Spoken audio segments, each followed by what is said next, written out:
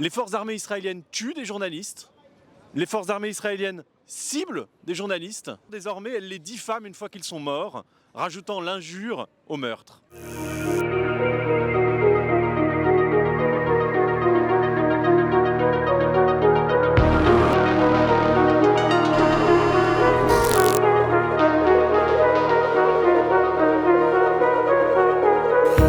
On est ici à Paris sur le parvis des droits de l'homme. On est également aujourd'hui à Berlin, à Washington, à Londres, à Rio, à Madrid, sur l'avenue principale de Tunis, à Taipei, à Genève, à Dakar, pour dire qu'il faut rendre hommage aux journalistes palestiniens, mais pour dire aussi qu'il faut agir et que les puissances publiques dans les différents pays que j'ai cités ont leur mot à dire, peuvent avoir une capacité d'action importante. L'heure est grave, plus de 130 journalistes ont péri à Gaza, dont 32 dans l'exercice de leurs fonctions, selon les enquêtes que nous avons menées. C'est un conflit d'une ampleur sans précédent pour les civils. Les forces armées israéliennes tuent des journalistes. Les forces armées israéliennes ciblent des journalistes.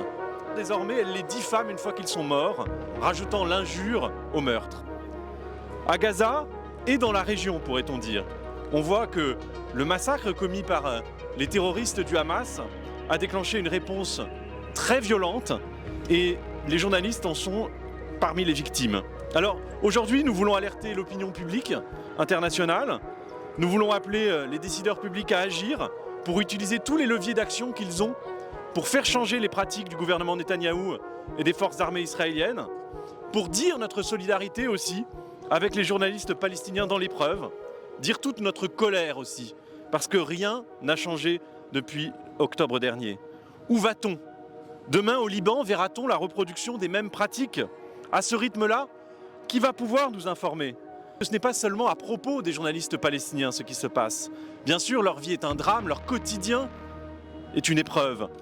Mais c'est aussi quelque chose qui nous concerne tous, nous, citoyens, parce que c'est notre droit à l'information qui est menacé. Ce sont nos yeux que les journalistes palestiniens représentent aujourd'hui et ces yeux pourraient se fermer.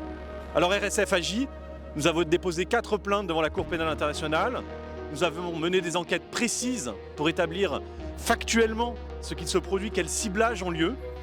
Nous avons débloqué jusqu'à 100 000 € d'aide avec notre partenaire Arige pour secourir 250 journalistes palestiniens.